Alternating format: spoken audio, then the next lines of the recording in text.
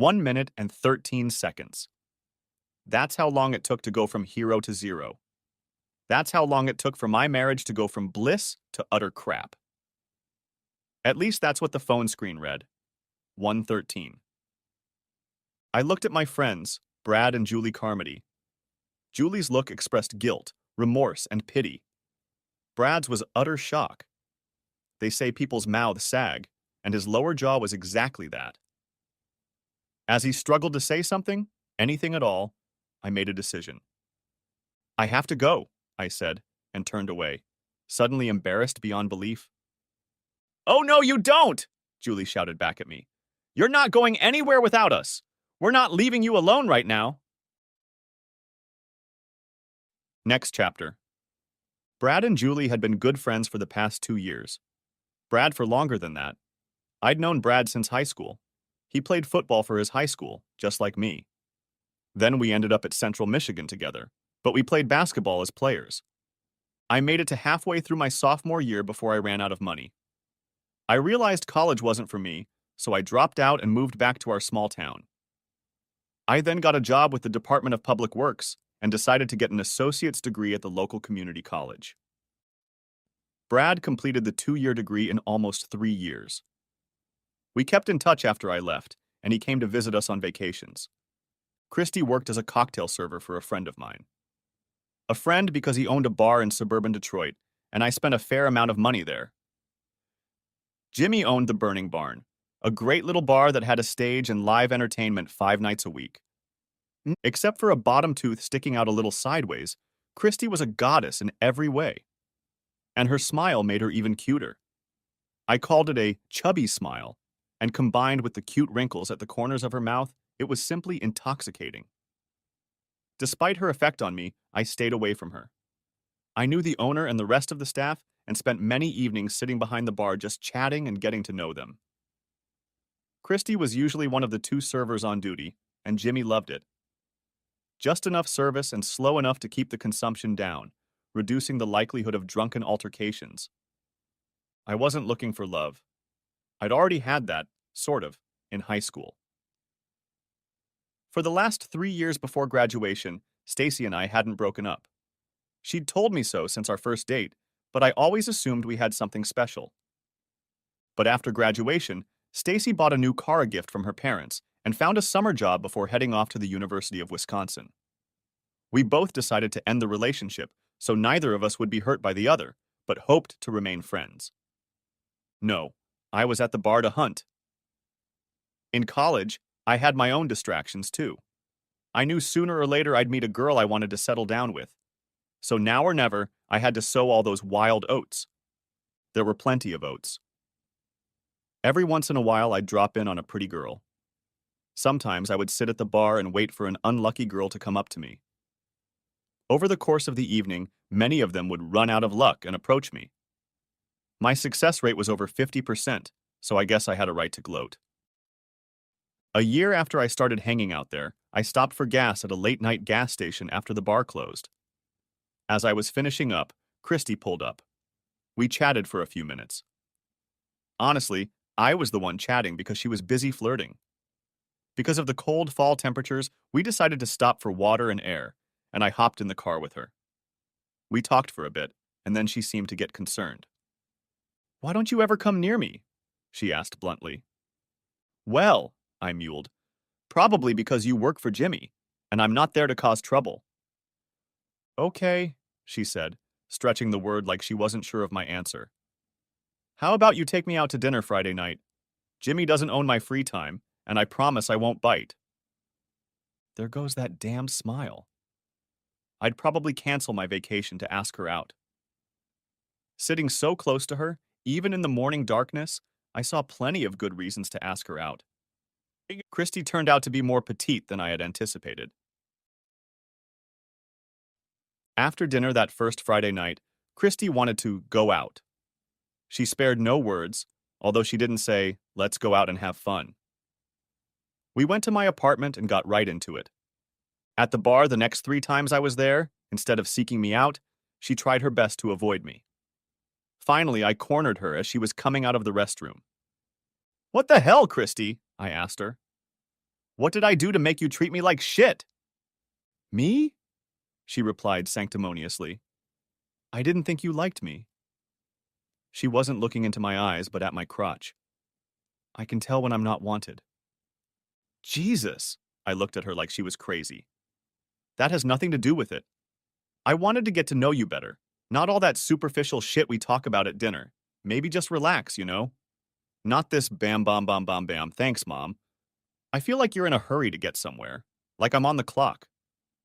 Christy's gaze softened considerably, but she looked guilty. She was looking anywhere but at me, clearly trying to think of what to say next. Yeah, she apologized. About that. Look, I like you. You're handsome and funny. You know, you have a good sense of humor. The third time was a success, but after our late-night conversation, it almost didn't happen. I didn't want to become a stepfather, and I was already wary of her. We took our time, did everything right. After that, she started calling me instead of just waiting for me to show up at her workplace. Christy and I went out 3 more times before the end of the month, and on my birthday, we went to a nice restaurant. When we got into my car after the meal, she looked at me with puppy dog eyes and asked, "Why don't we go to a bar and do a little dancing before we drive to your place?" "Why would you want to do that?" I asked, surprised. "I mean, you spend 5 nights a week there." "I know," she said, looking down. "But the Saboteurs are playing tonight. I like their music. You know I'm not allowed to dance while I'm working a shift. Just for a little while, please?" The whole thing was too weird. Not her question, but the way she got into character. Aggressiveness replaced passivity at the snap of her fingers. It didn't take me long to capitulate, though. Luckily, we found a table. It was only 9, and since we were there for an early dinner, there were still a few tables available. The establishment was filling up fast. We ordered drinks, and Christy's coworker began berating her for not being able to stay away. A few minutes later, Christy and I found ourselves on the dance floor. I knew this band well, as they performed at the Burning Barn about once every 90 days. They were good too.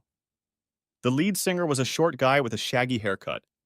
He looked like an American boy, except for his creepy mustache. It annoyed me a little that he kept staring at Christy.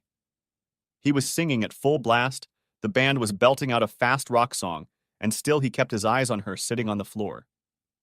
She was looking at him too, until it hit her that she was dancing with me. We danced through about 6 songs in a row, and I was already hoping for a slow one when the band called a 15-minute break. Christy and I went back to our table, mostly to make sure it was still there, and then I headed to the restroom. By then, I'd made it through about 3 songs. When I came back, Christy was nowhere to be seen. I sat down at a table, and Christy's coworker walked by and stopped to ask if we were ready for another drink. I was overheated and ordered a beer and a glass of water, then told her to bring Christy another shot of whatever was in her glass. When she came back about 5 minutes later, Christy was still nowhere to be found. I asked if the server had seen her, and her nervous response was very inappropriate. I think I saw her leaving for the ladies. Janie and I knew each other, as did the rest of the staff. We weren't that friendly, but I knew her well enough to realize she was hiding something. "Oh, maybe she's not feeling well," I suggested, trying to give myself a look of ignorance. "You know, too much desert on top of the alcohol." She was out of there like a shot. I stood up, leaned my chair against the table with the back inward, and began to methodically search the bar. If we weren't sitting near the back room, at one end of the long bar, I probably would have started in a different direction. Instead, I peeked behind the door and saw nothing. I was about to continue when I heard Mr. Leadsinger's voice. "Shit, baby," he said tiredly. "That was shit." I leaned back in my chair and took a few steps into the well-lit room. Christy was kneeling in front of Davy Vick, the voice of the Saboteurs. "Say, baby," he smiled and wiped her chin with his index finger, pulling it aside. "Why don't you tell your lover you're not feeling well and meet me here after last call? I have what you need." She rose uncertainly, but answered nothing. "Yes," he continued. "Kiss him on the lips and tell him to take you home. Meet me here in, say, 2 hours. No, she answered quickly. I can't go back. You see my son. Oh, well. He didn't look all that disappointed. Thanks for the birthday present. It was the best one ever. He turned to walk out the same door I was standing in, and I froze in place. Oh, shit, he exclaimed. Christy turned to look at me. She looked dejected, maybe depressed, but not scared or worried or pissed off like I expected. Back off and die, Christy, I said as loudly as I could as I turned and walked back out to the bar. I'm sure a few people even heard me over the rumble of pre-recorded rock music. I was walking forward quickly when I heard Davy. Yahoo! Christie's is back on sale. I spun around on the spot, intending to punch him in the face, but the scuzzy little asshole had already walked out the same door and moved through the crowd toward the stage. The owner was a tough son of a bitch. He had to be, since he owned a pretty rowdy bar that only had bouncers absent on weekends. He intercepted me as I headed for the door. What's going on? He asked, but I think he knew. I have to go, was all I said as I tried to get around his huge figure.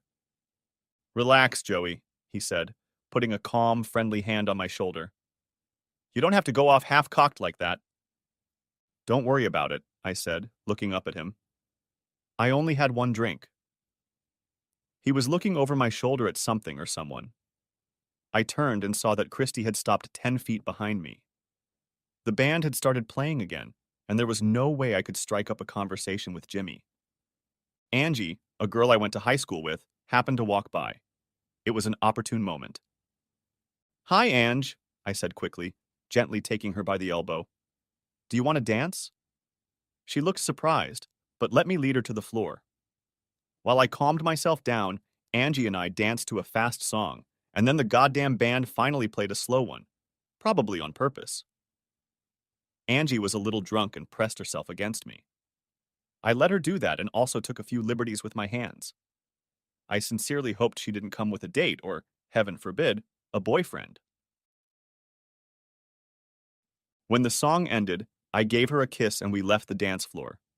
Christy, an expert at navigating a crowded room, caught up with me before I could get close to the door. I'm sorry, she said, reaching for me. I yanked my hand away. Don't you dare touch me, bitch, I growled. Joey, I said I'm sorry, she tried again. You shouldn't have seen that. I laughed in her face. Really? So you're sorry you got caught, not that you were having fun with that bastard while you were here with me. What the hell, Christy? At least her face flushed a little. It's his birthday, too, she said, as if it was perfectly normal. And I've known him a lot longer than you have. Oh, that explains it, I told her sarcastically. Silly me. She threw me a dirty look, crazy bitch. I couldn't help myself. Now that we've cleared that up, I continued to rage at her. I'm going home. If you had told me how close you two were, I would have found something else to do on my birthday, and you could have spent the night with him. I could have. She started and stopped. Yes, I understand you're upset. Please don't be mad at me. I didn't want to be with him. I wanted to be with you. I promised him, you know. But I want to be with you. Please take me back to your apartment so I can show you. No, I said with insistence. You told me you wanted to go dancing, so what? Can you fulfill your little promise to him? And then you're going to do it right in the back room where anyone who works here can see you? You may work here, but these people are my friends. We're my friends, I guess. I can never show my face in this place again, you goddamn whore. I don't know why women who act like whores always look like they've been slapped when someone calls them out, but she did. What did you just say? She asked indignantly. Probably telling the truth. I grinned and spit out my words, getting right in her face. The first thing a whore does is lose her hearing. Christy wanted to slap me, but I had already shown her back. I walked out and got in the car. She didn't follow me. I stayed away from the bar for 4 days. Christy left several messages on my answering machine saying the same thing. She was sorry. Couldn't she make it up to me? Delusional bitch. 4 days later, I opened the door and found a man I had never seen there. He was well dressed in a suit. He had a serious look. "Yes," I said. "May I help you?" He stood for a long time, sizing me up. "Yes, you little asshole," he replied calmly, but with venom. "You're entertaining my wife, and it has to stop." I was too shocked to say anything. He was waiting for me. "I don't know what you're talking about. Who the hell are you?" With his left hand, he pulled a photograph from his lapel pocket, and with his right, he simultaneously flipped his jacket open, exposing a holstered pistol. "My name is Raymond Crane," he said. "My wife is Christy, and you need to back off or I'll make you." He put his right hand on the gun. "I can destroy you right here," he declared. "And I'll have a damn good chance of beating you, since I'm a deputy district attorney." He seemed to want to make it conscious. "Christine has a condition. You're compounding the problem, asshole. Stay away so your father and I can get her help. Don't call her. Don't answer her calls. Don't talk to her at her work." His demeanor was getting angrier by the second. I thought he was going to explode and shoot me. He brought me back to reality. "Nod your goddamn head if you understand me, you little goddamn freak." I nodded. He turned without saying a word and walked away. When he got into his expensive car, I closed the door and sank into the chair. I had just avoided the missile and heeded his warning. A week later, Christy approached me at the bar, and I asked her to send another waitress.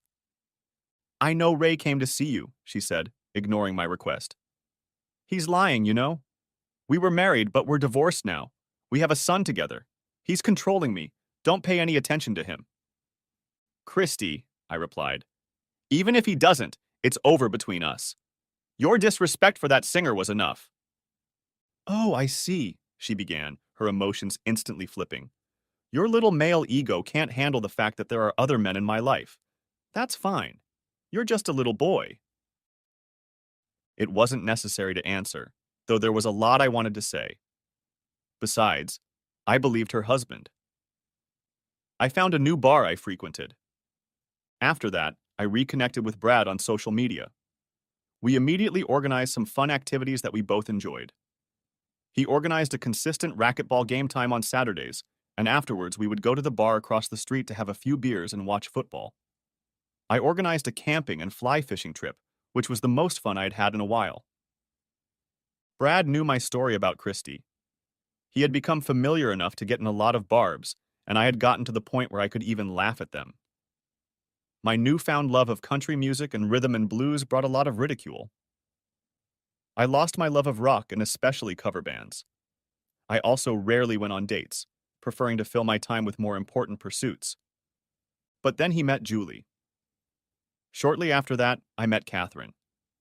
To everyone, she was Cat, so that's what I called her too. She struck me at first sight. Her striking beauty was the first to catch my attention in a long time.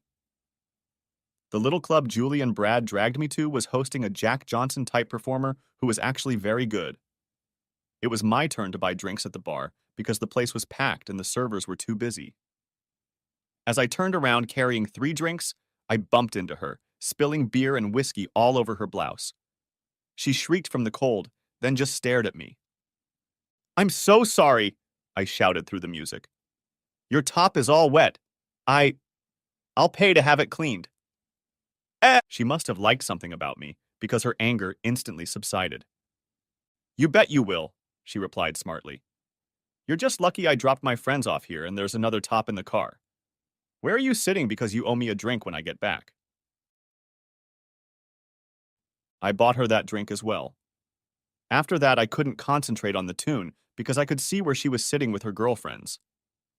"Go talk to her," Julie said in my ear, lightly poking me in the ribs.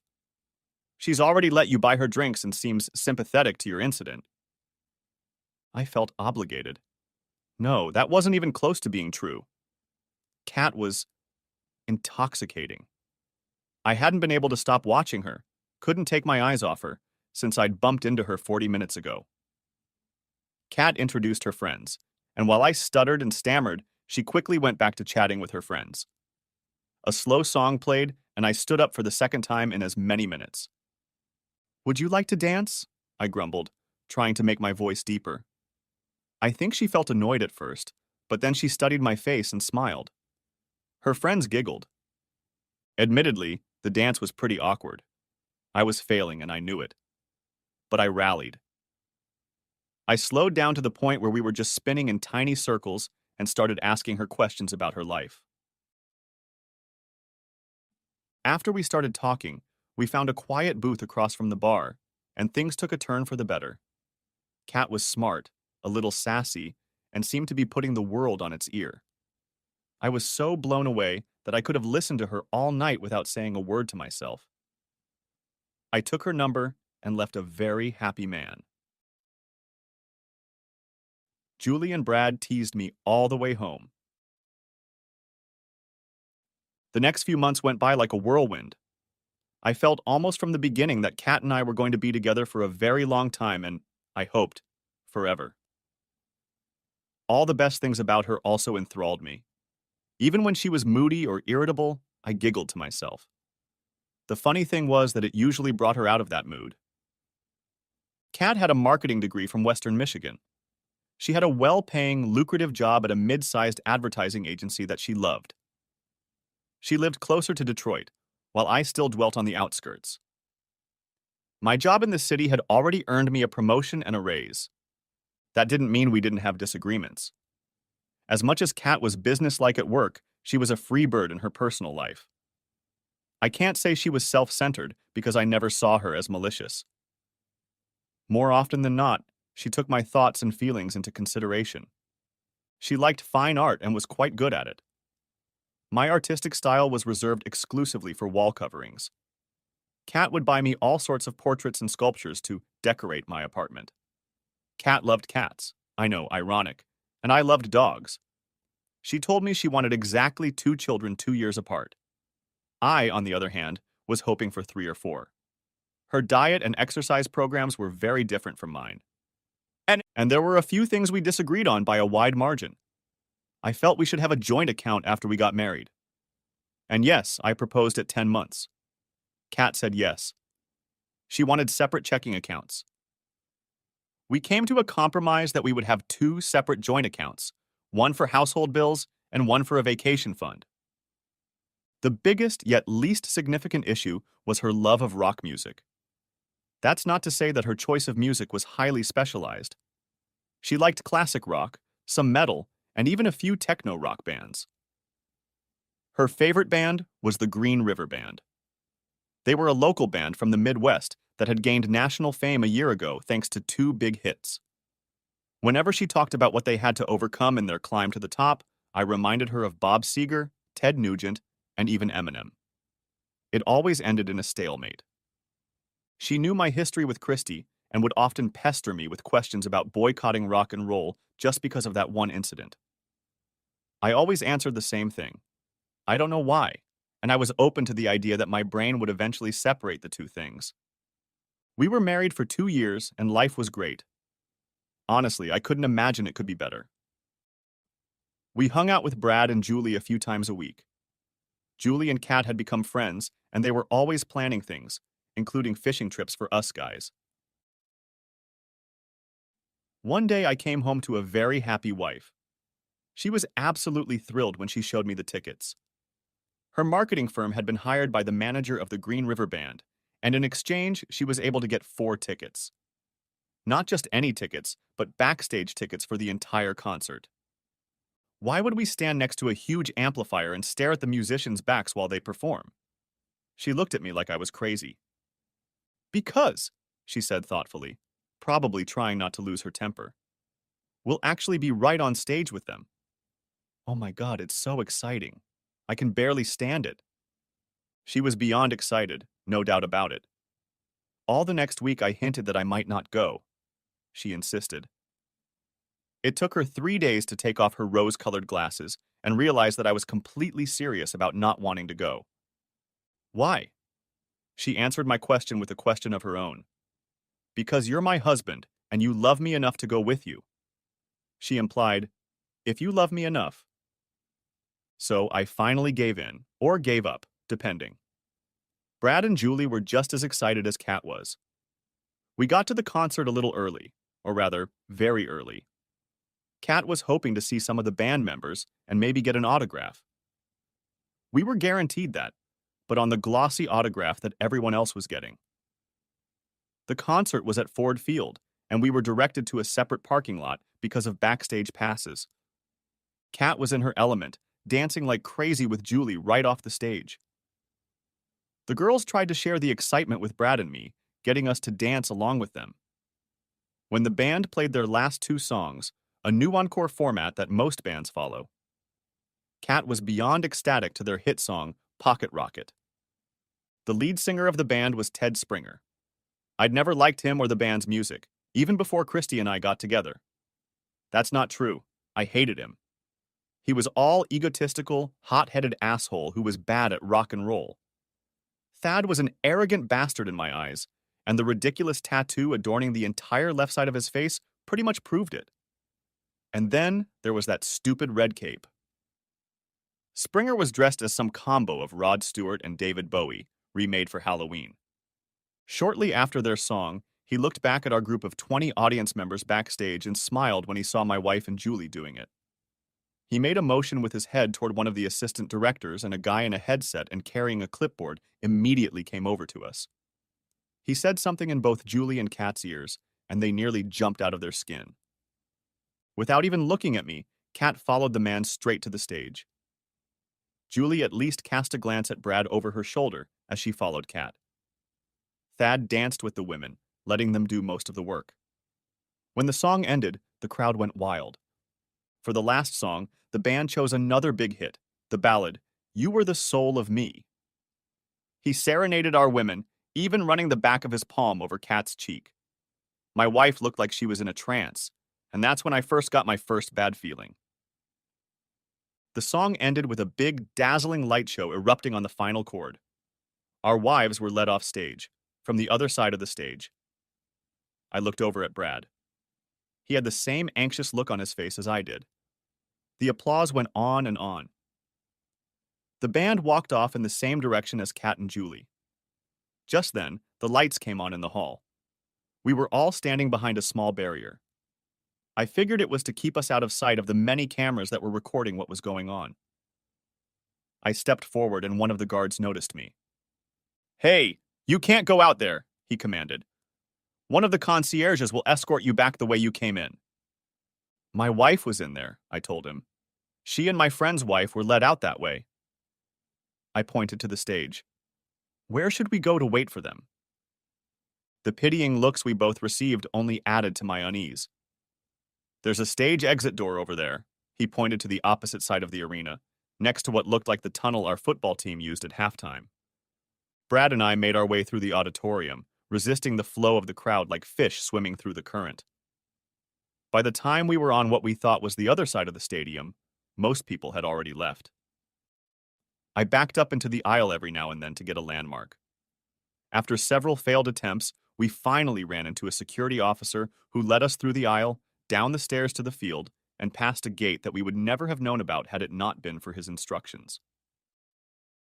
Half an hour after our wives left the stage, we found ourselves in a concrete tunnel, waiting for them and wondering if we had missed them in the commotion. Neither of the women were answering their phones, so Brad and I did the only logical thing.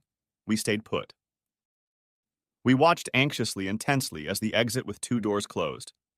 Several people, mostly women, came out through those doors, and when we asked, they confirmed that they were part of the band's entourage or photo shoot.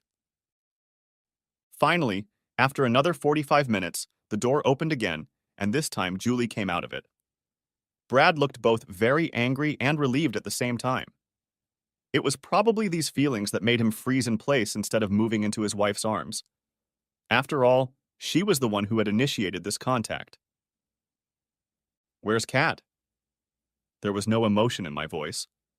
I was too exhausted to show emotion. That would come later. Brad looked at Julie, and Julie looked at me. Her facial expression told me too much without revealing any details. She left. The pause between those two simple words caused a lump in her throat that almost made her expel the demon or swallow it back. I thought she was going to throw up. She left you a message, Julie said, pulling her phone, Kat's phone, out of her little clutch and holding it out to me. Brad suddenly found his voice. What do you mean she's gone? He asked incredulously. She was with you.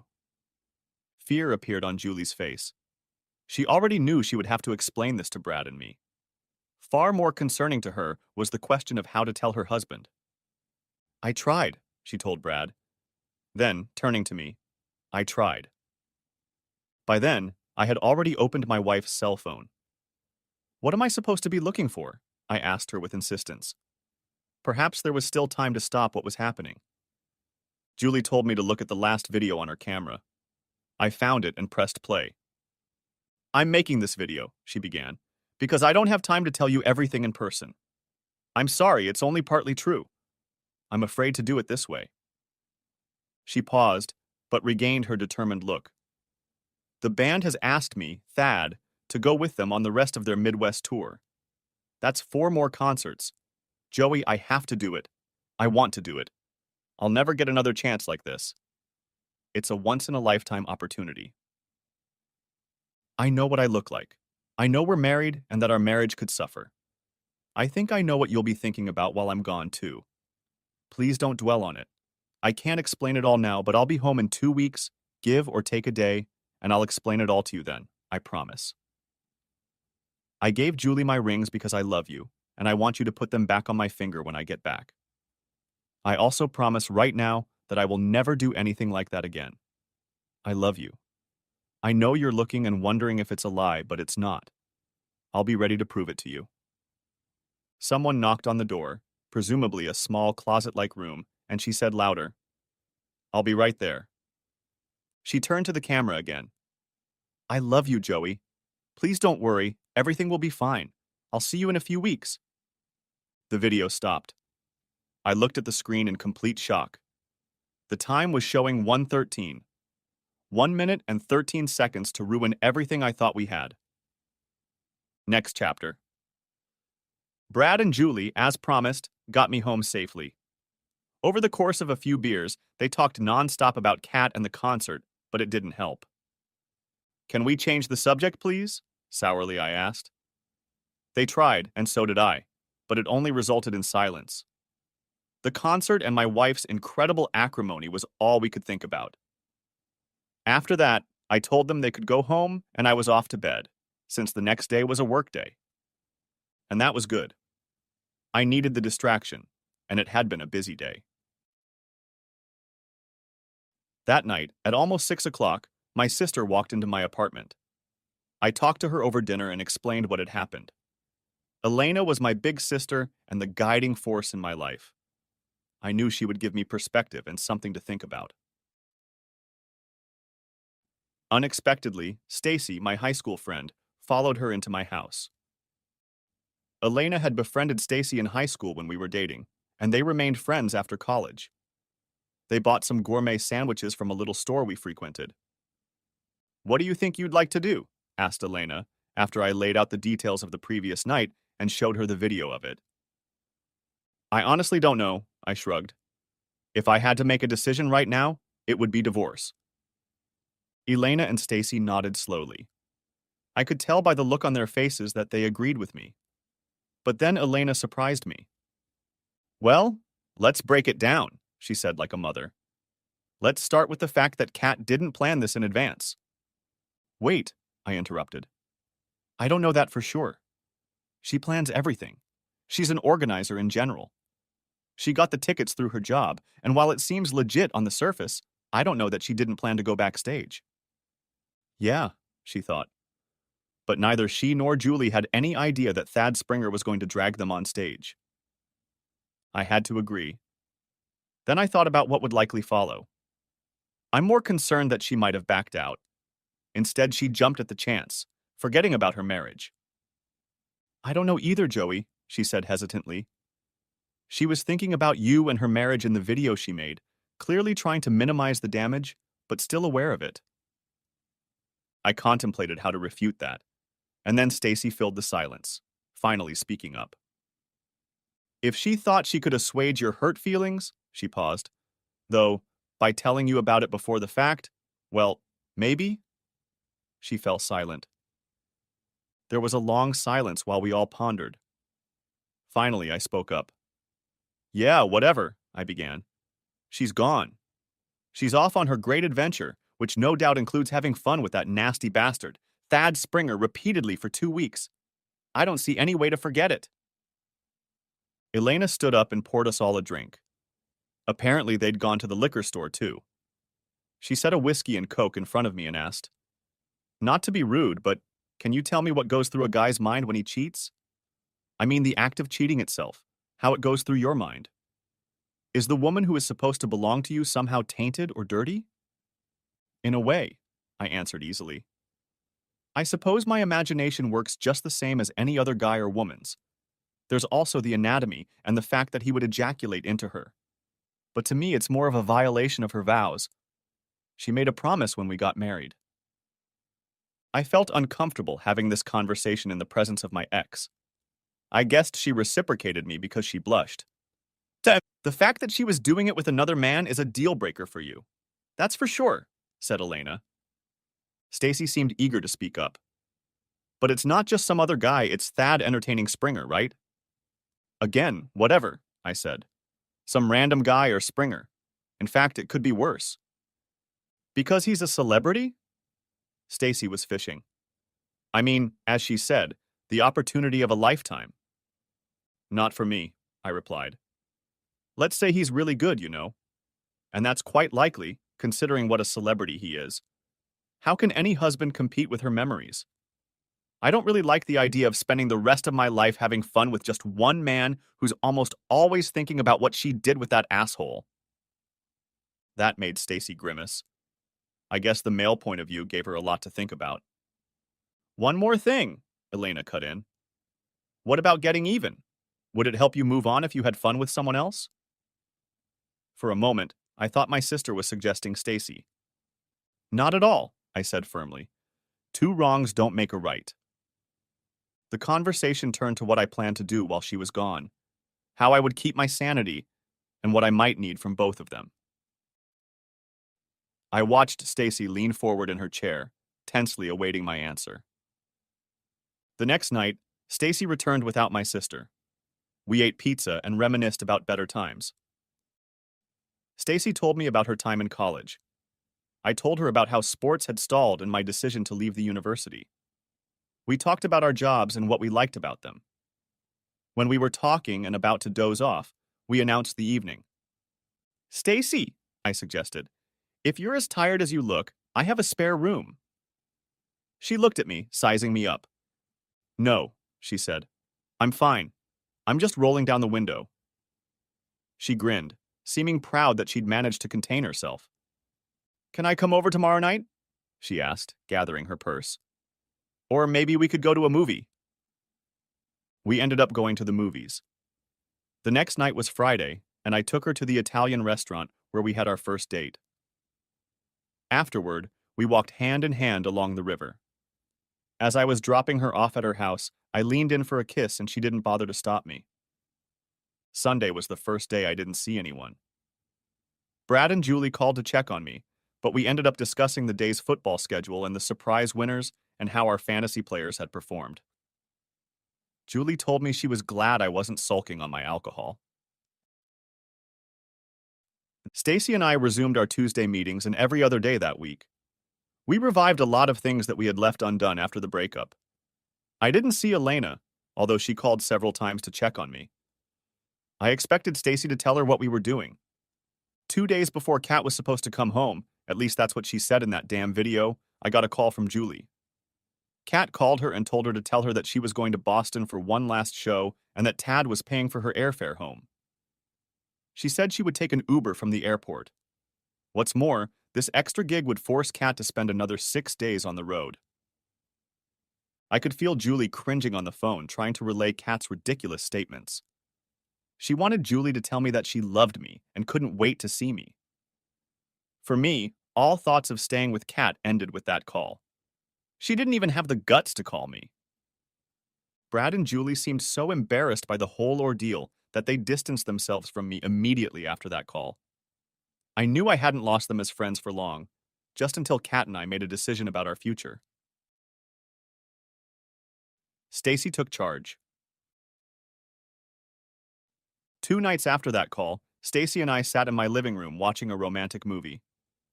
When I moved closer to her, she got nervous. I still couldn't make my move. Joey, she said affectionately. I know, I know, and believe me, I feel it too. Over the past few weeks, my feelings for you have grown exponentially. Exponentially. But I'm not going to be the person to help you cheat. You might not even consider it cheating, but I can't do that. I'm falling in love with you all over again, and I want us to be together when all the dust settles.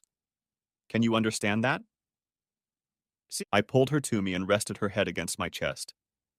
I understand, I told her sincerely. I think I want the same thing. These last few days I've been wishing I'd gone to college. I shouldn't have left you. I felt her take a deep breath and heard a snort. We sat like that for a while, immersed in our own thoughts. Can I still see you when she comes back? My tone was desperate. We can see each other as friends, she sighed. I'm hoping that this will lead to something more serious. Have you made any decisions about your relationship with Kat? It was her turn to speak in despair. I'm over her, I said firmly. But a divorce in this state takes at least 6 months. That's if she doesn't fight back. We hugged each other for a long time that night. I think we were both holding on for dear life. I'm sure Stacy was thinking the same thing I was. We were cheating right then, even though we were just cuddling. I tried to relate that to what my wife did to me. How Stacy tried to work it out, I never asked. For the next 2 days and nights, neither Stacy nor I communicated with each other. The next morning, I started calling lawyers. I ended up making an appointment with one who was recommended to me by a coworker as a shark. After initially telling my story, I asked if we could serve her in Boston. It can be done, he said with a smirk. It'll cost a little more, but we can definitely do it. We might be able to get something from Thad or his group. He did, after all, propose infidelity to a famous married woman. There's a chance it'll go nowhere, but... No, I interrupted. He's got lawyers who know a thing or two about this case. He knows it too, or he wouldn't be so brazen about it. Just pitch it to her. And oh, I want to attach this to the paperwork. And I took off my wedding ring and held it out to the man. He accepted it gleefully. Stacy was pleased that I had contacted a lawyer and started the process. But there was some hint in it that I couldn't understand. All right, Stacy, I said. Spit it out. She thought for a long minute. I don't know, she started, then stammered. I like you, Joey, and you already know that. I think it's a lot more than just liking you, and I can feel it from you too. But I don't want to start or resume our relationship with Kat and what she did to you looming over us.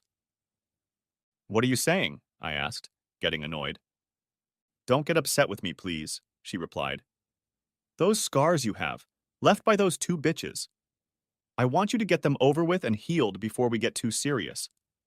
I'll do my part to heal and show you, prove to you, that you can trust me. But I think you need to talk to Kat and try to find out why she did it. Otherwise, you won't be able to regain your self-respect and feel confident in your future decisions. She quickly changed the subject, seeing my irritation. Arguing was not her goal. Later that night, lying in bed, I tried to push her words to the back of my mind, but I couldn't shake them off. She was right. Christy was different, I told myself. I hadn't fallen in love with her yet, hadn't gotten attached. But the more I pondered, the more I realized that only time had saved me. A few more months, and who knows? Maybe things would have been much worse. Kat was much harder to explain. I knew she was strong and impulsive. Those were qualities I loved about her, but turned against me. They became deadly. As the new day dawned, I too felt lighter and more enlightened. I knew I still had a lot to do besides finalizing the divorce papers. Julie worked at a community center and tutored less fortunate children. I asked her to recommend a mental health professional or therapist for me. She knew 3 who had worked with several of the children at the center. I talked to all 3 and eventually settled on a guy named Oscar. None of my business, Joey, she said cautiously. But what led up to this? I knew what she was asking, and it didn't upset me. I'm just working on myself, I answered simply. Need to figure some things out. That got me a raised eyebrow, but also a respectful look. It was nice to see something other than pity looking back at me. The next thing I decided to do was to focus on what excuses Kat could come up with and make a plan to stop them. It won't be for the sake of argument. If I want to find out what kind of woman she is, exactly what kind of woman she is, I'm going to need a means to cut through all this nonsense. After thinking about her video and comparing her to Christy, as crazy as she is, I decided that her first line of defense would be fragile male ego. I made some notes in the journal I bought that day. When I got a little stuck, I called Stacy. Well, you're halfway there, she exclaimed when I told her what I thought I was up against. I was surprised, I think mostly because I had finally gotten some things right about women. You're right about ego, she said. It's the first line of defense for modern women. Ancient women probably had it too. She giggled and cheered heartily. The female ego, she continued. Well, we don't call it that. It's a desire or a need. It's other things. How do you plan to react if she comes at you? I don't know, I said quietly. I'm stumped. Come on, Joey, she interrupted. Let's pretend I'm her, she tried to change her voice. This was the opportunity of a lifetime, she scoffed. You can't seriously be telling me you're going to let your ego get in the way of a happy future. A lifetime of beautiful memories that we have yet to make together, just because I took an opportunity that may never come again. I know you can't look me in the eye and tell me you don't love me. Hey, you're pretty good at that. We both laughed out loud. Okay, give me a minute to think about it. There you go, I said after a pause. No. Kat, I think your ego is playing a role here. Your ego gave you permission to hurt me and break your promises to me, to go off with that nasty bastard. And you know what? His ego did too. I guess he saw your rings before you took them off and gave them to Julie. So? Just because he can carry notes and is famous gives him the right? He and you have no problem destroying relationships and marriages? Not bad, she said more seriously. But you didn't answer her question, and she's going to throw it back at you like, I went because it was the chance of a lifetime. I told you I was going, and I was honest about it. I knew it would hurt your pride, but even more so your ego. I knew it would take you a while to get over it. You even got an extra week. Look at me, Joey. I don't love him. I've had a thing with famous people. Why can't you get over it? That question made me engage more brain cells. We were both quiet for a while Stacy let me work out the problem. Then she encouraged me and gave me a few hints. Joey, what made you so angry when you discovered the waitress giving the singer in that back room? What feeling made you mad? It was easy. She was supposed to be with me, I said indignantly. And then she just left with him. Okay, she said cautiously. Maybe, but what about this? She left you unattended, but she also spoke disparagingly of you, insulted you, and might have humiliated you if she'd been caught. Is that true? Yes, I replied quietly, not wanting to relive the event again. So her ego took precedence over yours, she continued. Her needs too, her desires. It's a common thread. Kat will use the video to throw you off balance. Hey, I told you so is how she'll frame it. Stop worrying about your feelings, yourself, and let's focus on mine. On my needs and wants, because that's what really matters. I guess so, I replied tiredly and frustrated. Think about it, she said. Maybe sleep on it. I told her I was seeing a counselor, and her mood seemed to improve. Sleep came almost immediately after my head touched the pillow. Over the next few days, I talked to Brad and got his opinion. He would divorce the bitch. That was his only position. I talked to Julie and my sister. Elena was a strange person. She thought I should try to forgive her and move on with my life. That told me a lot about Elena, but it didn't make me love her any less. It was helpful to hear her counter-argument to Stacy. She was unhappy that Stacy and I were spending time together. When I pointed out what my wife was doing, she only sighed and said she hoped I wouldn't be too hard on Kat and that I would stop seeing Stacy when my wife returned. It took less than 20 minutes to realize that I didn't like Oscar at all. Fortunately, the next day I was able to make another appointment with a woman named Lydia. She turned out to be the most responsive. When she asked what I wanted to accomplish, I told her I would never make a mistake like that with a woman again. "What do you think is wrong with you?" Her question caught me off guard. I I don't know," I replied, stammering. "Maybe I have some repressed problem from my childhood that manifests itself and causes me to be attracted to hurtful, self-centered women." "Ah," Lydia laughed hard. "Maybe it's just your mediator that's broken." And we both laughed.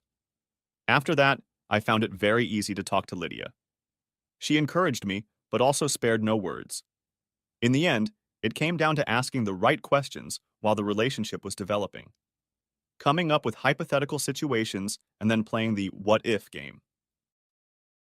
If only I had known it was that simple. I felt so much better. A call to my attorney confirmed that they were ready to serve her with a subpoena right before the concert in Boston. The people at the apartment office weren't too happy that we had terminated our lease early, but I didn't care. I started boxing up our belongings, hers and mine, to make the process easier. Stacy and I role-played a few more times over the phone. The night before Kat was due back, I knew she had already been served. Stacy and I talked on the phone for 4.5 hours. Most of that time we talked about the future, not my soon-to-be ex-wife.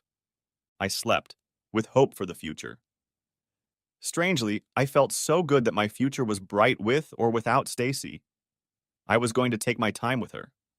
There was no way I wanted to go through something like that again.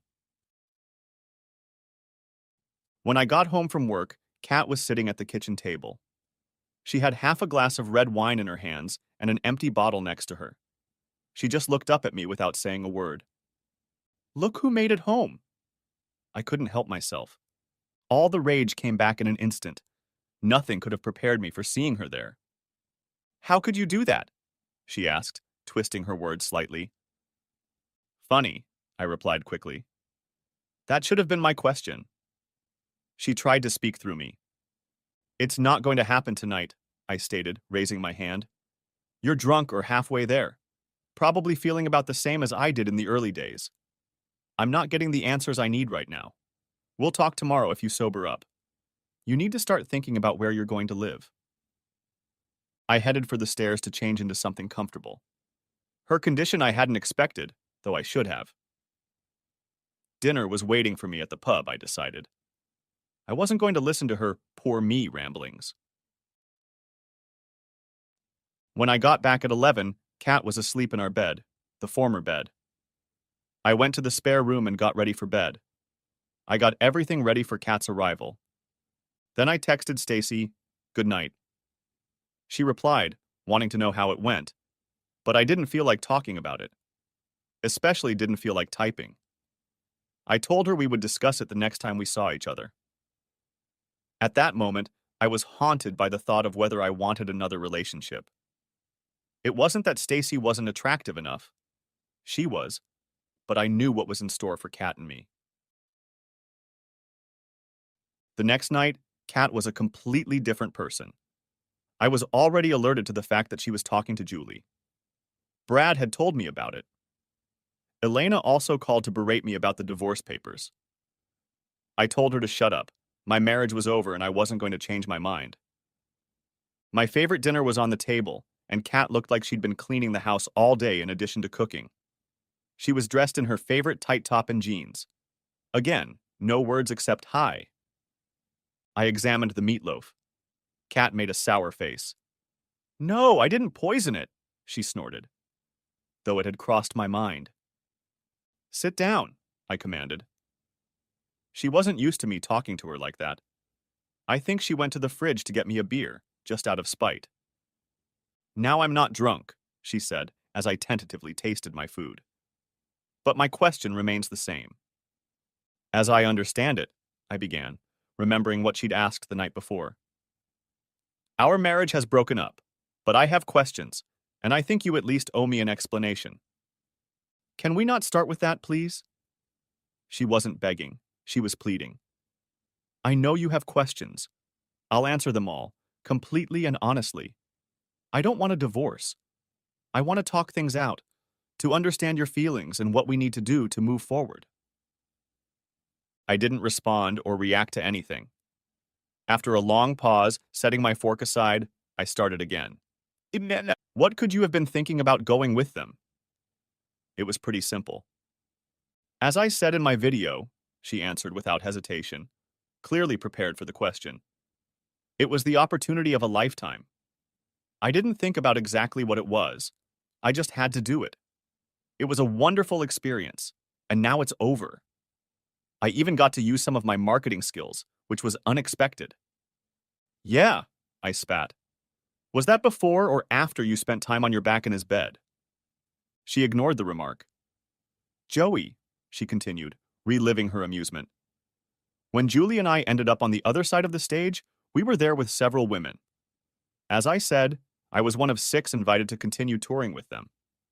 As you probably know, there were 4 concerts in the first 10 days. At each concert, new female fans joined the band and others left. There were 6 in Cleveland and 10 in Ann Arbor. I didn't keep track after that, but we were busy. I grinned sarcastically. She wasn't going to hold back. We did social media posts most of the day.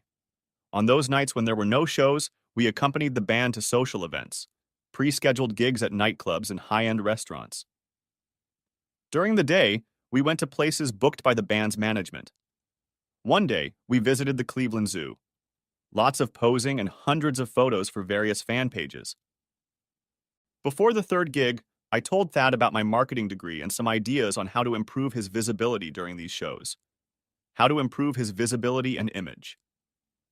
I told him about how to organize live broadcasts at these events that would look like they were happening from a fan's perspective. He put me in touch with the band manager, who put me in touch with the marketing team, and that's why I stayed for 9 days. Great, I spat. Now he has virtual groupies instead of real ones. Now the damage is done. I didn't care. It was time to get to the main point. How many times have you actually entertained this asshole? I asked, fully charged. Kat stared at me intently. It took all her strength not to lash out at me. It was written all over her face. Finally, taking a deep breath, she replied.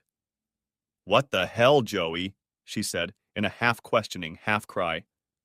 I just told you about everything I've been doing for the last 3 weeks. What we've been doing was pointless, and only 4 times. Well, for your information, doing it isn't one of my top 5 moments on tour, and wasn't even considered when I decided to go. Yes, Kat, sex, I said coldly. And yes, that's what's important to me. That's the part that jeopardized our marriage, broke your vows, and showed your lack of respect and love.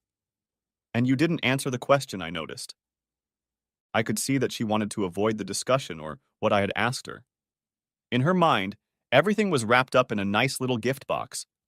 She tried to tie a bow, and I ruined her nice prepared soliloquy. Humbled, she decided to act directly. I told you so, she declared. That was 4 times. She finished in a tone similar to, Are you happy now? Well, we already have a problem, I replied, because I don't believe you, and it's unlikely I ever will. But let's get on with it. What was your plan? I continued. To get your husband back on board after you returned? After all, you already know me well enough? Or thought you did? She seemed to be prepared for that too. I figured that if you loved me and because I told you there would be no, what did you call it? Getting you back on board. I planned to show you how much I love you, shower you with affection, and a little more, you know. The stupid bitch was trying so hard to hide her guilt that she couldn't even say the word. What makes you think I'd even want to have, you know, with you? It was a direct hit, but we weren't playing Battleship. The anger that gripped me was due to the fact that I hadn't properly vetted her as a life partner. Joey, She acted as usual and sounded puzzled. For heaven's sake, I'm not damaged goods. You can have fun with me. I'm your wife. I realize I've hurt you in ways I haven't considered, and in some cases I have, but apparently not to this extent. We can get past this. I'm not trying to sound cliched or make excuses. I'm trying to tell you that I'm the same person I've always been. It's wrong to say? Yes, it's discomforting, I said flatly. You think that because I don't think that. I'm telling you right now, getting through it isn't going to work. Please, Joey, you can make it stop, she sobbed weakly. I came home fully prepared to devote the rest of my life to you, just like I did before the concert. Or at least that was my plan until you forced me into service. I can't do that, Kat, I told her sternly. You're right about love. I can't just turn it off. However, I've lost all my trust in you, all my faith.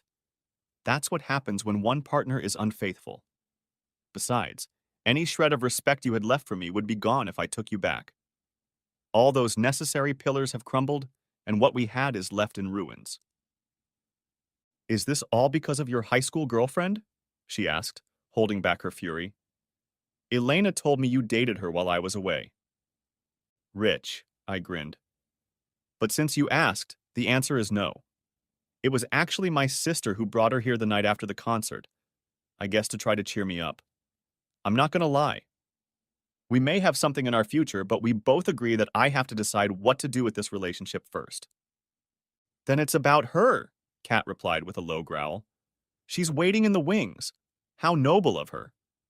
Be honest, if you hadn't reunited with her, you wouldn't even be thinking about divorce. My mood lifted dramatically. There was a long pause as I struggled to regain even breathing. It also gave me time to figure out her weak argument designed to deflect attention away from her actions. Kat, I said softly and evenly, listen to me. You gutted me the minute you decided to leave with the group. Gutted me, do you understand? Even if I had decided in those 3 weeks to stay and try to work things out, things would never have been the same between us again.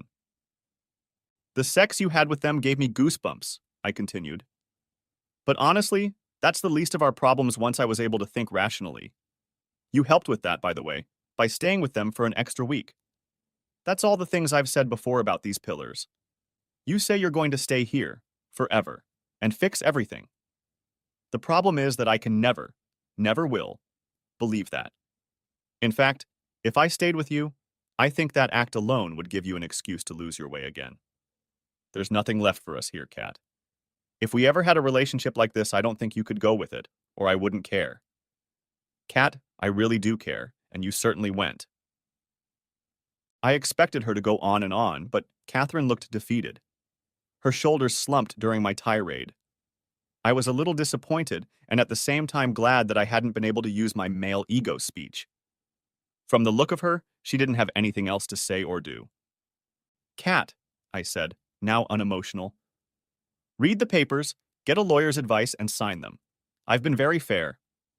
No matter what you do, I've given you notice, so neither of us can stay here longer than 10 days. I didn't box up our stuff for some trick. I'll help you if you need it, but let's just get this over with. Something like a moan or a sob escaped her lips. Then came quiet sobs.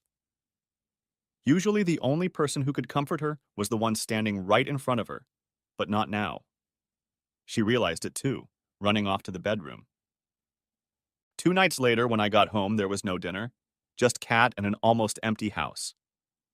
I'm sorry, Joey, she said seriously. I'm sorry for everything. There's no hope for us, is there?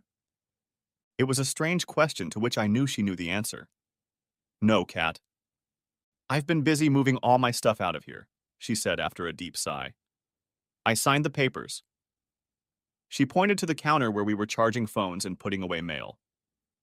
I was offered and accepted a job with the Green River Band as director of internet media, she said proudly. I will always love you. I know you believe you're doing what's best for you, maybe for us, and maybe you are. I wanted to tell you this face to face, like I should have at the concert.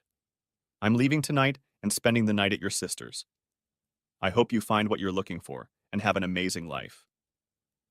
Same to you, Kat. I said as she hugged me. It would be our last hug. Next chapter. I married Stacy, and we'd been together for 23 years. Where the hell does the time go? She walked in the door as I was making dinner. We alternated cooking and had gotten used to cooking for 4 instead of 5. Our oldest, Eric, had just gone to Notre Dame. The other two, another boy and a younger girl, were in high school and doing just fine.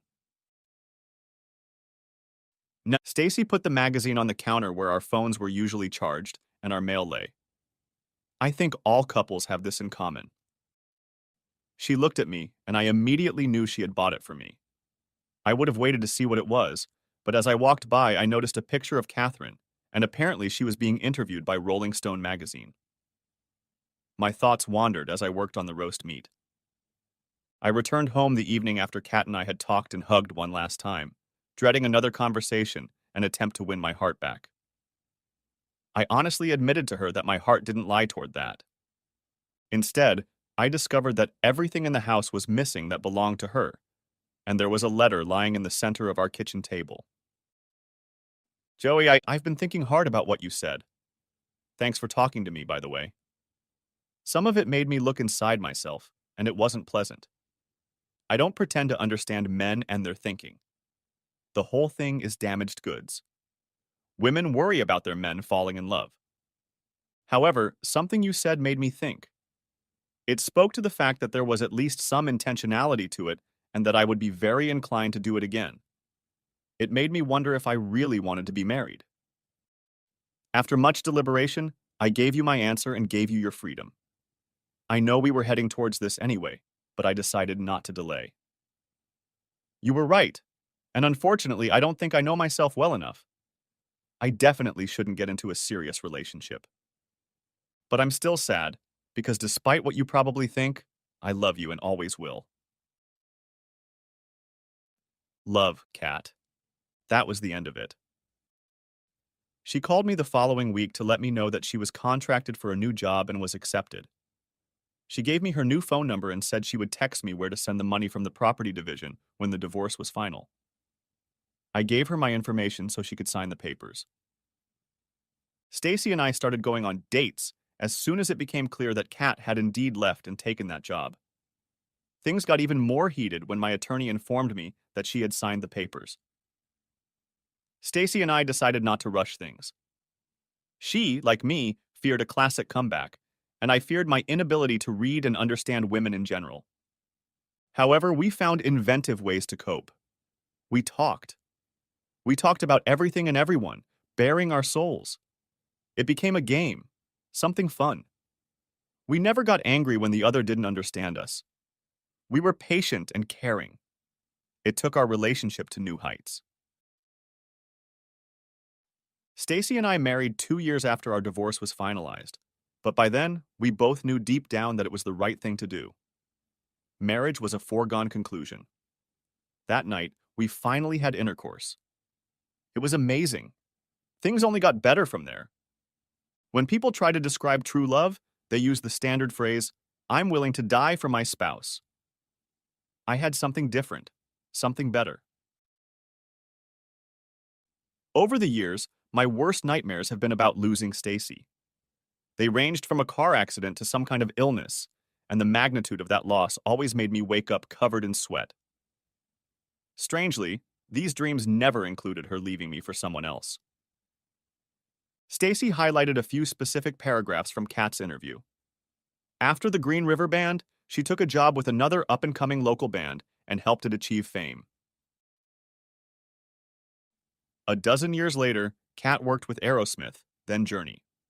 She was very well known and respected in the music industry.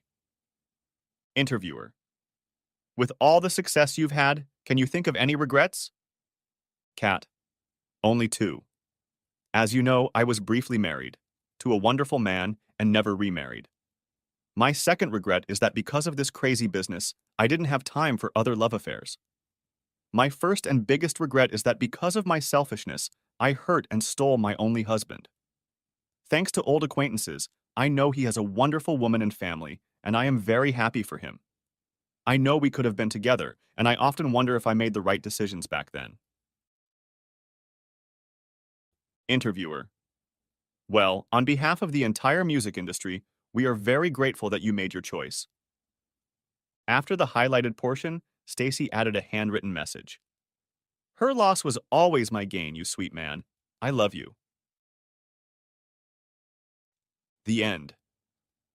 Thanks for watching. I hope you enjoyed it. So subscribe to my channel and watch the next video.